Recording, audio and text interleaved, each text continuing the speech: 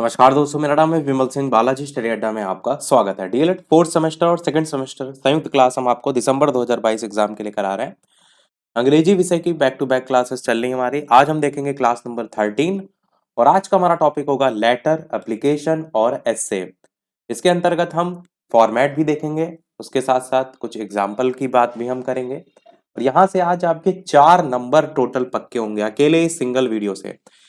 और इससे पहले वाला वीडियो नहीं देखा होगा, क्लास नंबर 12 नहीं देखी होगी, साइड माई बटन पिछला वाला वीडियो मिल जाएगा। वन वर्ड सब्स्टिट्यूशन हमने 50 देखे थे, हमने कहा था 50 और करा देंगे।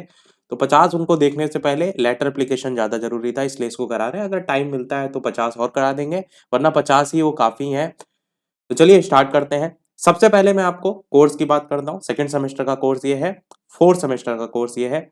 और इसके बाद हम बात करते हैं जो आपका पेपर हुआ था फोर्थ सेमेस्टर का 2020 का इंग्लिश का, उसका। तो ये जो इंग्लिश का पेपर आप देख रहे हैं, इसमें आप देखेंगे तो कोविड-19 जो समय लेटेस्ट में था 2020 में एकदम, तो 50 शब्दों में पूछा गया था 2 नंबर में सीधे। साथ ही साथ लास्ट में देखेंगे तो एप्लीकेशन पूछी गई थी, principal requesting him for fees concession, मतलब फीस में छूट दी जाए, उसके संदर्भ में 2 नंबर का। यहाँ तो ये 4 नंबर का अकेले इस वीडियो से आपको देखने को मिल रहा है। और ये तो हो गया 2020 वाला पेपर, 2020 का जो फोर्थ सेमेस्टर का पेपर हुआ था। अब मैं थोड़ा सा और लेटेस्ट में चलता हूं। तो देखिए 6 मई 2022 को जो सबसे लेटेस्ट का पेपर हुआ है, वो इंग्लिश का अगर पेपर सॉल्यूशन आप देखेंगे, सॉल्यूशन हमने सारे पहले ही करा रखे, मैंने आपको पहले भी बताया है। आपको चैनल पर हर एक चीज मिल जाएगी, बस रिवीजन के तौर पर हम वही चीजें फिर से आपको करा रहे हैं। बाकी सॉल्यूशन देखेंगे, ये हमने बालाजी स्टडी अड्डा कराया है और 7 महीने पहले कराया था। तो इसमें आप देखेंगे तो लेटर एप्लीकेशन, थोड़ा सा मैं इसको बड़ा करता हूं ताकि आपको और क्लियर दिखाई दे। देखिए यहां पर देखिए 14 नंबर पर क्या पूछा गया है, लेटर। और लेटर क्या है, write a letter to your elder brother telling him about your visit to a historical place. यानी आप कहीं घूमने गए हिस्टोरिकल प्लेस, वहां पर अपने भाई के से आप उस चीज को चर्चा करते हैं ना, तो उसके लिए आप से लेटर पूछा गया। 2 नंबर में देखिए आया था। सबसे नीचे इसी में 18 नंबर पे अगर आप देखेंगे तो कंपोजिशन आया मॉर्निंग वॉक के संदर्भ में। मतलब हम आज के इस वीडियो में आपको कोविड-19 पर ही ऐसे कराएंगे।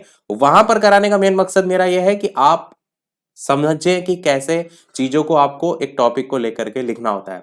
हालांकि आपके पेपर में 50 शब्दों में पूछा गया है, तो आपको कम से कम शब्दों में लिखना होगा जो सबसे ज्यादा इंपॉर्टेंट आपको लगे। और इन केस 50 शब्दों की लिमिट ना हो तो हेडिंग वाइज आप लिख सकते हैं, जो कि अभी हम आपको आगे बताएंगे। तो ये तो हो गया फोर्थ सेमेस्टर की बात। अब थोड़ा सा सेकंड सेमेस्टर की तरफ भी बढ़ते हैं। तो सेकंड सेमेस्टर का आप ये एग्जाम पेपर देखेंगे, दूसरा सेमेस्टर 2020 का देखिए ये पेपर है।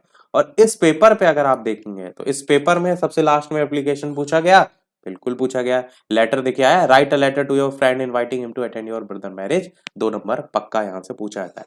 यानी ये तो आपको क्लियर है कि लेटर एप्लीकेशन में जो लेटर है वो आपको फोर्थ सेमेस्टर सेकंड सेमेस्टर दोनों में पूछा जाता है। कंपोजिशन का फोर्थ सेमेस्टर में एक ना एक टॉपिक जरूर ही आता है, पर सेकंड सेमेस्टर में जैसे इसमें नहीं दिया गया है तो ऐसा नहीं आ नहीं सकता है, उसमें भी पूछा जा सकता है। तो दोनों सेमेस्टर के लिए इंपॉर्टेंट है और बिल्कुल एकदम इसको तैयार कर लीजिएगा, सीधे 4 नंबर का सवाल है। चलिए वीडियो को स्टार्ट करते हैं। पहले एप्लीकेशन लेटर का फॉर्मेट और सारी चीजों को देखेंगे, उसके बाद एस्से का फॉर्मेट जो है कोविड-19 का, हम उसको पूरा देखेंगे और लास्ट में क्वेश्चन आपसे भी पूछेंगे। तो चलिए स्टार्ट करते हैं। तो सबसे पहले बात करते हैं इसके फॉर्मेट की। तो आप क्या कहेंगे, एप्लीकेशन और जो लेटर है उसको प्रारूप के तौर पर आप कहेंगे कि एप्लीकेशन जो है उसका प्रारूप कुछ इस प्रकार से होता है कि टू द प्रिंसिपल आप साइड में लिखते हैं। सबसे आपको यही पता होना चाहिए कि लिखने का जो सही ढंग है वो क्या है। टू द प्रिंसिपल आप लिखते हैं, उसके बाद जिसको लिख रहे हैं आप उसको संबोधित करने के लिए जो 2 लाइनें लिखी हैं इसमें आप लिखेंगे। और नीचे जो सर है वो साइड में लिखेंगे। ये जो टू है और जो सर है ये देखिए एक सीध में है, इस चीज को आप देख रहे हैं। द प्रिंसिपल के नीचे आप सर नहीं लिख रहे हैं, टू के जस्ट नीचे है। और इस प्रकार से पूरी लाइनें आप लिख लेंगे। यहाँ पर योर ओबिडेंटली लिखेंगे जहां पर आपका पूरा लेटर समाप्त हो रहा है। और जी जो लाइनें लिखी हैं इसमें बीच में आप एक चाहें तो पैराग्राफ छोड़कर लिख सकते हैं। और एक पैराग्राफ का मतलब है जो लास्ट में आप पूरा कह चुके हैं उसके बाद अतः आपसे निवेदन इस टाइप से नहीं बोलते हैं, तो वो आप वहां पर पैराग्राफ छोड़ सकते हैं। यहाँ पर अपना नाम योर एविडेंटली में वैसे लिखते नहीं है, एक्स वाई जेड के फॉर्म में लिखते हैं। और ये जो है साइड में आपकी डेट हो जाएगी। और डेट सर और टू दोनों का देखिए एकदम सीध है, पर जो डेट है वो इसके सीध में ना आकर वो इसके सामने आएगा। इस चीज को ध्यान दीजिए और डेट जो है वो लिखेंगे। जो भी आपका एप्लीकेशन या लेटर पूछा जाता है उसमें क्लियर तरीके से लिखा रहता है कि आपको स्वयं का नाम या कोई आइडेंटिटी, तारीख, ये सारी चीज़ें नहीं लिखनी है, वहाँ पर आप XYZ जो है वो लिखते हैं। तो ये किसका प्रारूप होता है? एप्लीकेशन का। लेटर की बात करते हैं तो लेटर का जो प्रारूप होता है वो इस साइड से होता है। एप्लीकेशन में लेफ्ट साइड से स्टार्ट कर रहे हैं, लेटर में राइट साइड से स्टार्ट कर रहे हैं। तो लेटर में जो एड्रेस होता है वो सबसे लास्ट यानी कि सबसे स्टार्टिंग में आप लिखेंगे और राइट हैंड पे लिखेंगे। उसके नीचे आप यहाँ पर डेट, उसके बाद इस तरफ से यानी कि लेफ्ट साइड से आप स्टार्ट करते हैं जिसको भी आप लिख रहे हैं, जैसे कि डियर फादर या मदर या फ्रेंड जिसको भी लिख रहे हैं। उसके बाद पूरा अपना जो आपने लिखना चाहते हैं वो लिख दिया। उसके बाद लास्ट में योर ओबिडेंटली या इसी के आधार पर जिस पर्सन को लिख रहे हैं उसके आधार पर सिंसियरली या अफेक्शनेटली इस टाइप से वर्ड जो है वो यूज़ करते हैं और लास्ट में यहाँ पर आप अपना नाम जो है वगैरह लिख देते हैं। दो चीज़ें यहाँ पर पॉइंट के आधार पर भी बताई गई हैं कि जो प्रारूप दे रखे हैं उस पर एप्लीकेशन और लेटर लिखने की विधियों में अंतर पाया जाता है।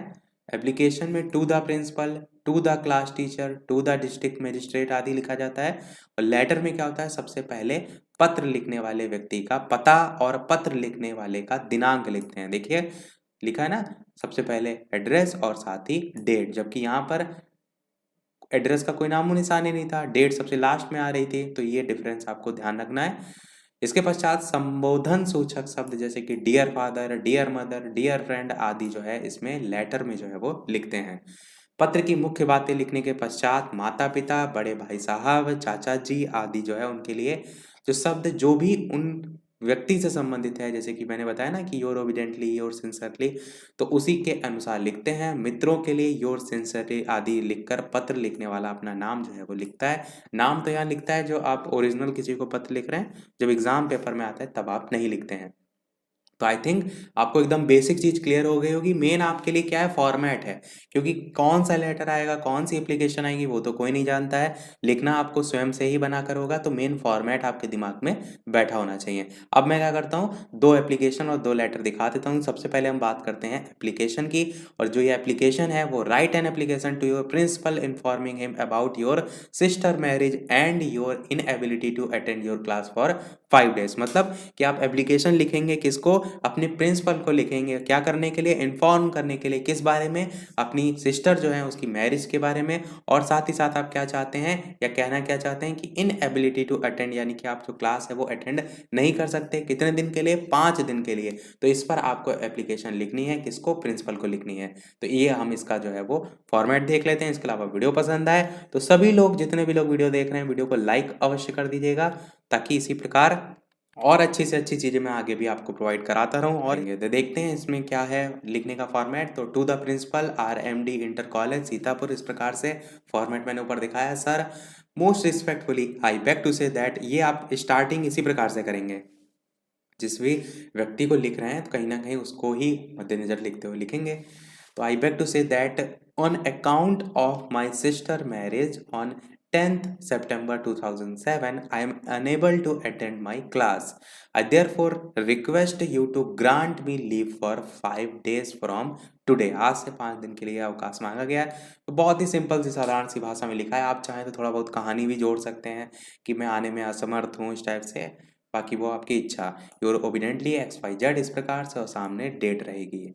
तो ये आपकी हो गई एप्लीकेशन एक और एप्लीकेशन देख लेते हैं जो कि आपकी है write an application to your principal to grant you leave of absence for 10 days as you are seriously ill. जब आप बीमार हैं और 10 दिन की अवकाश चाह रहे हैं, उसके संदर्भ में यहाँ पर लिखी हुई है कि to the principal DAV inter college Agra. देख रहे हैं हम, पहले टू द प्रिंसिपल पहली लाइन में है, यानी टू अलग है, फिर द प्रिंसिपल पहली लाइन में है, फिर जिस भी कॉलेज को आप लिख रहे हैं वो है, फिर वो कहाँ स्थित है वो है लास्ट साइड में। Sir most respectfully I beg to say that I have been suffering from typhoid for 10 days. My condition is not good. I have become very weak, so I cannot attend the college for 10 days more. I therefore request you to grant me leave for 10 days from today. और I shall be highly obliged, यही side में और obediently XYZ और सामने तारीख। ये हमने दो देख लिए एप्लीकेशन। इसी प्रकार देख लेते हैं लेटर। लेटर का फॉर्मेट ऊपर हमने देख लिया।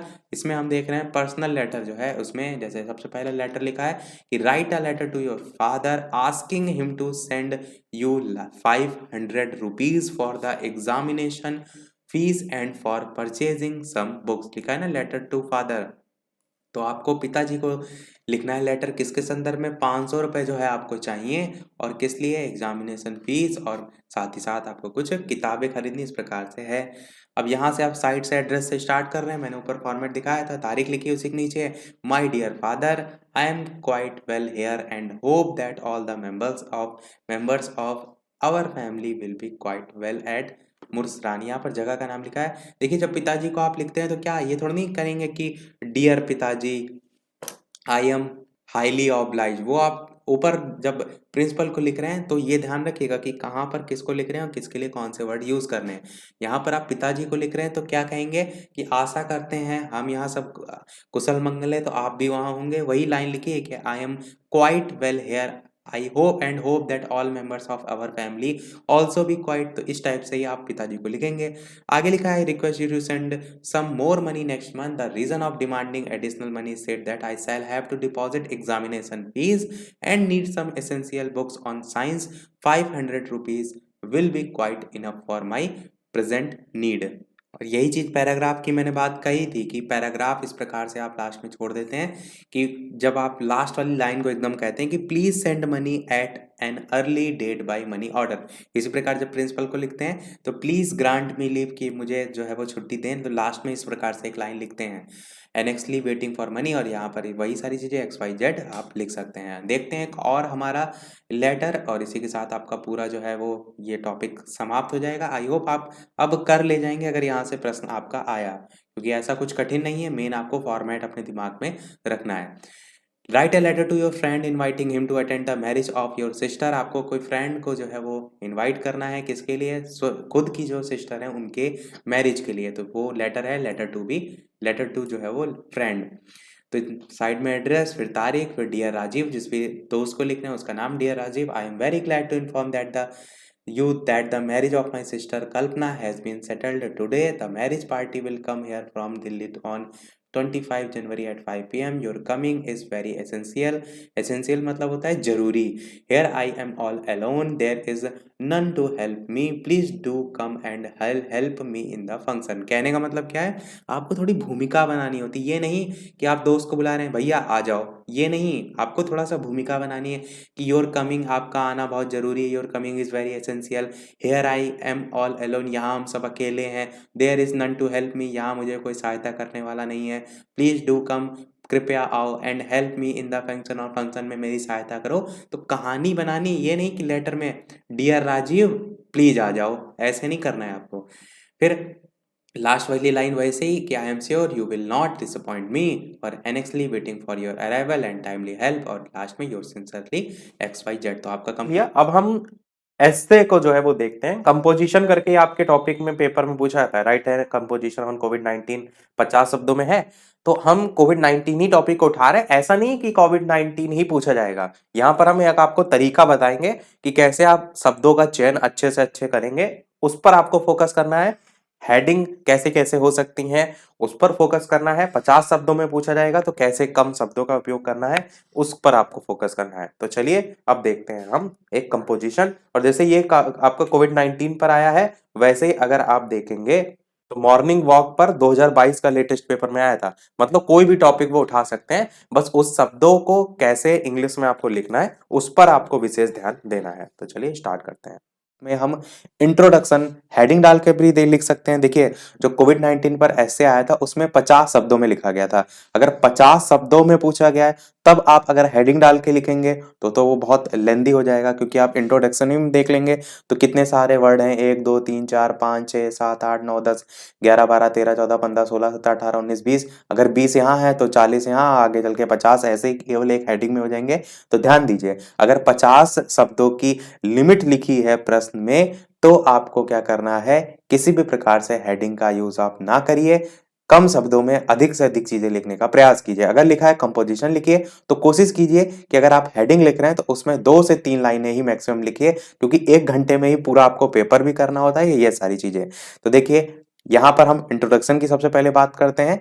Corona virus which is commonly called covid is an infection disease. Corona virus, जिसे हम आम भाषा में कोविड-19 के नाम से जानते हैं, ये एक इन्फेक्शन जो है वो डिसीज मतलब बीमारी। It causes illness in the respiratory system of human. आप सभी जानते हैं कि श्वसन से संबंधित था, तो जो श्वसन तंत्र है, रेस्पिरेटरी सिस्टम, उसी से ही संबंधित थी आपकी ये बीमारी, तो आप वो इंट्रोडक्शन में दर्शाएंगे। फिर it is a new virus that is impacting the whole world badly as it is spreading through contact from person to person. यानी कि ये जो आपका कोविड-19 है उसकी अगर बात करें तो इसने पूरे विश्व को जो है वो प्रभावित किया पूरी बुरी तरीके से, और साथ ही साथ जो इसका फैलने का तरीका होता है वो एक पर्सन से दूसरे पर्सन में होता है। तो बहुत ही सरल भाषा में लिखा है। आपको क्या करना है, जैसे अगर आ जाए कोविड-19 पर ऐसे दोबारा से, तो इनमें से आपको जो एकदम परफेक्ट लाइन लग रही है वो आपको उठानी है। जैसे मैंने बहुत सारी चीजें दे दी, मैंने आपको अगर 100 वर्ड दे दिए तो 100 में से आपको छाट कर 25 जो है वो वर्ड लेने, ऐसा आपको समझ लीजिए। तो देखते हैं, हमारा ये हो गया इंट्रोडक्शन। इंट्रोडक्शन के बाद अगला भाग जो कि है स्प्रेड ऑफ कोविड-19, इसकी बात करते हैं। तो कोविड-19 वाज फर्स्टली आइडेंटिफाई, ये आपका फर्स्टली है, firstly identified in December 2019 in Wuhan city of China. सबसे पहले कहां पर आइडेंटिफाई किया गया था? चाइना में, तो सभी जानते हैं, उसके साथ साथ वुहान भी लगभग सभी जानते हैं, इतना चर्चा में रहा।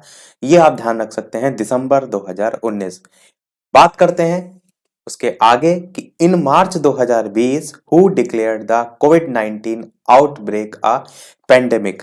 पेंडेमिक में क्या कहने का मतलब है, महामारी के रूप में इसे मार्च 2020 में बाद में जो है वो डिक्लेयर्ड कर दिया गया था। स्टार्टिंग में जब इसका पहला केस देखने को मिला था तब थोड़ा नहीं पता था कि इतना भयावह रूप जो है धारण करेगी, तो इसीलिए धीरे धीरे जब उसका रूप बड़ा होने लगा, धीरे धीरे काफी इफेक्ट जो है वो करने लगा, तो इसीलिए मार्च 2020 में इसे कोविड-19 को जो है पेंडेमिक जो है वो घोषित किया गया। आगे कि now it has spread through out the world, और धीरे धीरे पूरे विश्व में जो है ये फैल गया। बात करते हैं आगे कि the virus spreads by the droplets generated from the cough और sneeze of an infected person. आप सभी जानते हैं कि जो कोविड-19 है वो जैसे किसी को खांसी है, जुकाम है, इस टाइप से जो खांसता है, तो उसी के माध्यम से जो ड्रॉपलेट्स हैं वो जनरेट होकर दूसरे पर्सन पर जाते हैं और उससे दूसरा पर्सन इन्फेक्ट होता है। तो यही फैलने का जो माध्यम है वो यहाँ पर बताया गया है। फिर बात की गई है सिम्टम्स की। आप देख रहे हैं ना कि कैसे एक आपका जो एसे है, कंपोजिशन है, उसका रूप चलता है कि पहले हमने इंट्रोडक्शन बात किया, फिर मेन पार्ट बात किया, फिर उसके सिम्टम्स की हम बात कर रहे हैं। सिम्टम्स में बात करते हैं कि कोविड-19 symptoms can be very mild to severe. अब इसका क्या मतलब है? तो सिवेर जो है इसका मतलब होता है गंभीर, यानी कि कुछ ऐसे पर्सन थे जिनमें जो लक्षण थे कोविड-19 के, सिम्टम्स को हम कहते हैं लक्षण, वो बहुत ही ज्यादा गंभीर दिखाई दिए। पर मिल्ड मतलब किसी में बहुत कम दिखाई दिए, किसी में होकर ठीक भी हो गया और किसी में बुरी तरीके से प्रभावित किया। तो वही आपका सिम्टम्स के संदर्भ में लिखा है कि किसी में जो है बहुत, किसी में बहुत गंभीर, यानी किसी में बहुत कम और किसी में बहुत अधिक। आगे है some people have no symptoms, और कुछ लोग ऐसे भी थे, मैंने कहा ना कि कुछ लोग ऐसे भी थे कि जिनको कोरोना होकर ठीक भी हो गया और उन्हें पता भी नहीं चला, तो उनके कोई सिम्टम्स जो है दिखाई ही नहीं दिए। आगे है कि the most common symptoms are fever. अगर साधारण जो लक्षण है उनकी बात करें तो उसमें फीवर, बुखार, dry cough and breathing problem. Dry cough मतलब सूखी खांसी, और ब्रीथिंग प्रॉब्लम मतलब सांस से संबंधित दिक्कत थी, जिसमें आपको बताया भी जाता था कि आप अगर इतने मिनट, इतने सेकंड तक जो है अपनी सांस रोक लेते हैं तो उससे आप चेक भी कर सकते हैं कोई आपको ब्रीथिंग प्रॉब्लम है या नहीं। तो ये सिम्टम्स से रिलेटेड है। और वीडियो अगर आपको पसंद आ रहा हो तो सभी लोग लाइक भी जो है वो करते रहिएगा। आप ही के लिए यहाँ सारी मेहनत की जा रही है, तो आप सभी का एक लाइक तो वीडियो पर बनता ही है। और लोगों के साथ शेयर भी कर दीजिएगा ताकि सभी लोग प्रैक्टिस कर ले जिनको भी चतुर्थ सेमेस्टर की परीक्षा देनी है। इसी हेडिंग में आगे बात करते हैं कि बिसाइड्स दीज सिम्टम्स, हम बात किसकी कर रहे थे, आपको पिछली हेडिंग भी मैं दिखा देता हूँ, सिम्टम्स की हम बात कर रहे थे। तो इसी में बात करें तो besides these symptoms like fatigue, सोर थ्रॉट, इसमें क्या क्या मतलब होता है उसको समझिए। फटीग मतलब होता है थकान। इसमें सिम्टम्स के तौर पर बताया जाता था कि आपको अगर अंदर से जो है वो थकान जो है वो महसूस हो रही है। थ्रॉट मतलब होता है गला, और जो SORE लिखा, शोर करके, इसका मतलब होता है पीड़ादायक, या गले में खराश, इसी को भी संदर्भ में आप कह सकते हैं। तो अगर इस टाइप की कोई दिक्कत आ रही है तो वो इसके सिम्टम्स में आता था। मसल पेन हो गया, यानी कि आपके शरीर के जोड़ दर्द कर रहे हैं, शरीर दर्द कर रहा है, इस टाइप की चीजें। एंड लॉस ऑफ टेस्ट और स्मेल, यानी कि यदि आपको कोई चीज खा रहे हैं तो उसका स्वाद नहीं आ रहा है, तो उसके संदर्भ में भी आप लिखा है कि can also be seen in the patient of कोविड-19। तो ये सभी सिम्टम्स जो है इसमें देखे जाते हैं।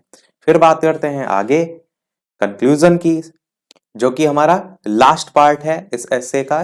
Corona virus is one of the most severe issues that are being faced by the people around the world.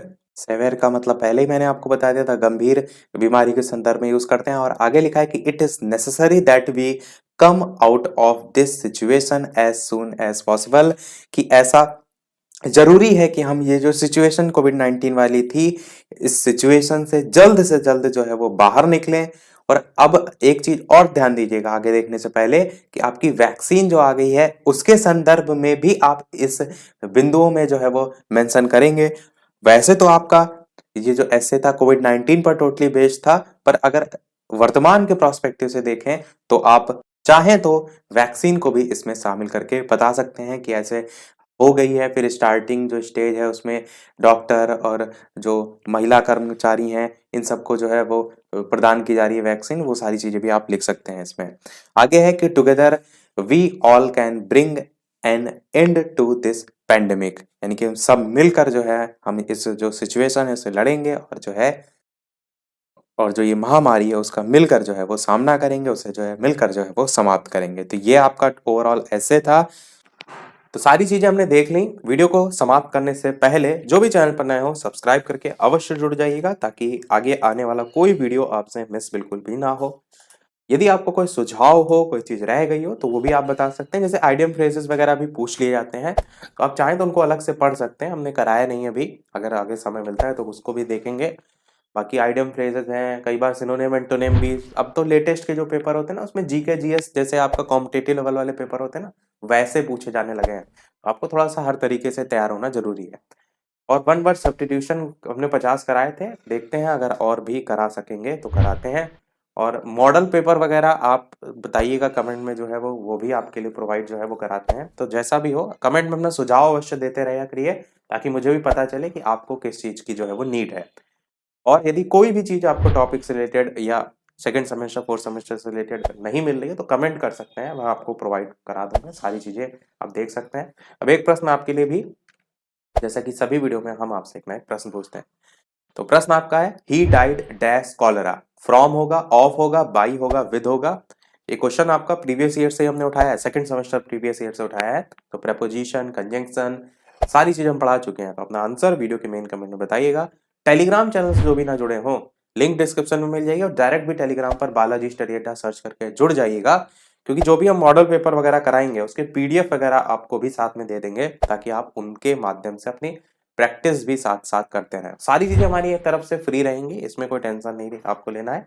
हम हमेशा से ही फ्री पढ़ाते हैं, तो पीडीएफ वगैरह भी जो भी होंगी सब फ्री हम आपको प्रोवाइड करा देंगे। बस टेलीग्राम से आप जुड़ जाइएगा, ताकि सारी चीजें आपको मिलती रहें। तो मिलते हैं अगले वीडियो में कुछ नए प्रश्नों के साथ, नए टॉपिक के साथ। तब तक के लिए सभी को नमस्कार, जय हिंद, सभी को गुड आफ्टरनून।